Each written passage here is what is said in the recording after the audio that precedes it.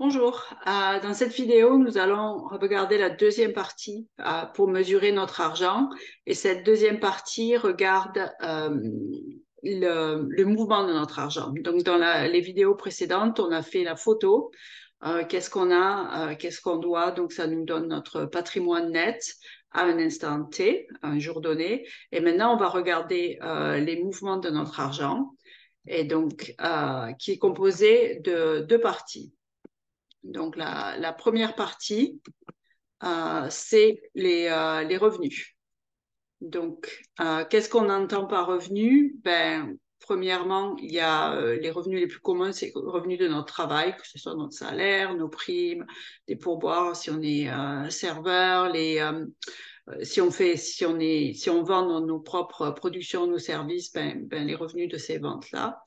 Les autres sources de revenus peuvent être du gouvernement, donc ça peut être des pensions de retraite, pensions alimentaires de notre conjoint ou pension invalidité, ce genre de choses. Autre source de revenus, les revenus de notre argent. Donc ça, c'est quand notre argent travaille pour nous et gagne de l'argent. Donc soit ça peut être des intérêts, des dividendes, l'appréciation de capital, tout ça, on y reviendra sur qu'est-ce que ça veut dire exactement. Euh, Autre encore source de revenus, on peut avoir des revenus de notre immobilier. Si on a des appartements, des maisons qu'on met en vente où on a des locataires, ces revenus locatifs sont des revenus additionnels. Les redevances, c'est-à-dire si on est un artiste ou si on est très populaire sur YouTube, par exemple, on a de la publicité qui vient, des redevances si, quand on est chanteur ou autre, on reçoit de l'argent quand ce qu'on produit est utilisé. Donc tout ça, c'est les sources de revenus. Et l'autre partie, dans les mouvements de notre argent, c'est bien sûr les dépenses. Donc, il y a plusieurs façons de regarder les dépenses. Frais fixes, frais variables. Moi, ce que je trouve qui est le plus utile, en fait, c'est de regarder par catégorie de dépenses. Donc, on va commencer par le logement, donc que ce soit le loyer, le remboursement d'emprunts immobiliers, d'hypothèques, les charges électricité, chauffage, etc., les frais d'entretien, tout autre qui est lié au fait qu'on se loge. L'autre gros poste budgétaire et gros poste de dépense, c'est la nourriture, bien sûr. Donc, ça peut être quand on va faire nos courses, faire notre épicerie, quand on va manger avec des amis ou qu'on fait commande des repas à emporter ou à se faire livrer. Tout ce qu'on achète aussi dans la journée, des boissons, des collations, quoi que ce soit. Le troisième poste budgétaire le plus important en général, c'est les transports. Donc, quand on dit transport, ben, si on a une voiture, ben, c'est les frais liés à la voiture. Donc, si on l'a acheté à crédit, ben, les remboursements pour le prêt de la voiture, l'essence, l'entretien, les assurances, etc. Après, si on prend les transports en commun, ben voilà, les frais de transport, si on a autre chose, un vélo, etc. Tout les coûts liés au fait qu'on se transporte ou qu'on est transporté de point A à point B.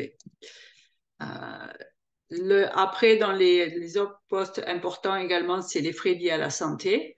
Donc, ça peut être les frais de docteur, de dentiste, les frais de médicaments.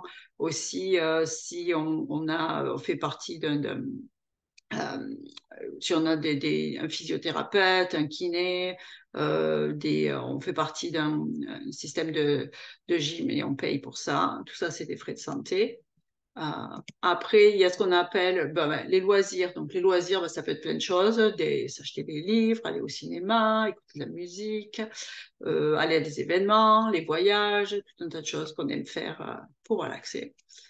Après, il y a ce que j'appelle les dépenses personnelles. Donc, ça va être les vêtements, on va chez le coiffeur, tous les frais liés à nos soins personnels. Aussi, dans cette catégorie-là, j'ai mis l'éducation, mais qui peut être un investissement aussi, mais c'est bon, c'est une dépense quand on se forme ou on travaille à avoir un diplôme. Euh, Après, il y a tout le reste. Donc, ça peut être des cadeaux, des dons qu'on fait à des organismes de charité, tout ce qui ne rentre pas dans les premières catégories. Donc après, une fois qu'on a tous ces revenus et tous ces dépenses, on peut faire l'équation qui donc ajoute tous les revenus et enlève toutes les dépenses. Et notre total, donc, soit c'est positif, dans ce cas-là, on a un surplus. Et c'est merveilleux. Donc après, on verra après qu'est-ce qu'on fait avec cet argent-là. Mais il est possible aussi que ce soit négatif. Donc là, ça veut dire qu'on s'endette. Si on dépense plus que ce qu'on gagne, on s'endette.